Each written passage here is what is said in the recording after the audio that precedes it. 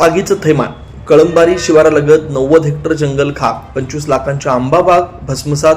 दोषींवर कारवाईची मागणी. वन खातेही संशयाच्या भोवऱ्यात. निसर्गाचं वरदस्त लाभलेल्या पेठ तालुक्यात सध्या आगीचं सत्र सुरू आहे.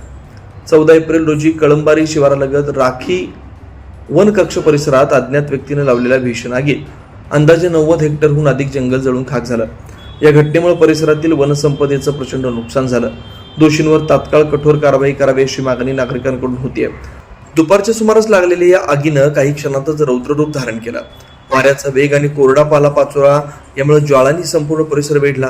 या आगीत केवळ झाडं झुडपच नव्हे तर वन्यजीव, पक्षी, त्यांची अंडी, सरपटणारे प्राणी आणि सूक्ष्म कीटकही होरपळून मृत्युमुखी पडले अशी भीती व्यक्त होतीये. पर्यावरणाच्या दृष्टीने ही हानी कधीही भरून न निघणारी असल्याचं मत व्यक्त होत आहे. या आगीचा सर्वाधिक फटका वनक्षेत्रालगत असलेल्या शेतकऱ्यांना बसलाय.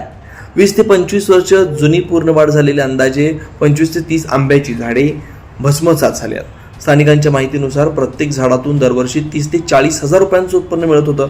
त्यामुळे 20 ते 25 लाख रुपयांचं नुकसान झाल्याचा अंदाज व्यक्त केला जातोय. दरम्यान पेठ दिंडोरी पट्ट्यात गेल्या काही दिवसात आगीच्या घटनांमध्ये मोठी वाढ झाली आहे. आतापर्यंत 1500 ते 2000 हेक्टर जंगल जाळल्याची माहिती समोर आली आहे.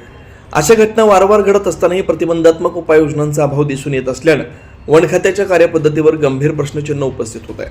स्थानिक नागरिकांमध्ये संताप व्यक्त होतोय. वारंवार जंगल जळत असताना वन खातं नेमकं काय करतंय असा सवाल विचारला जातोय. घटनेची माहिती मिळताच वनपरिक्षेत्र अधिकारी व त्यांच्या पथकाने घटनास्थळी धाव घेतली. वन कर्मचारी व स्थानिक ग्रामस्थांनी शर्थीचे प्रयत्न करून आग आटोक्यात आणण्याचा प्रयत्न केला.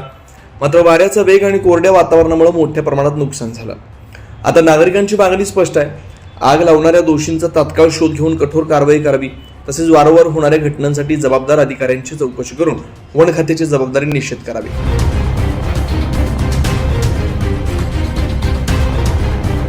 प्रतिनिधी धर्मराज चौधरी, पेठ.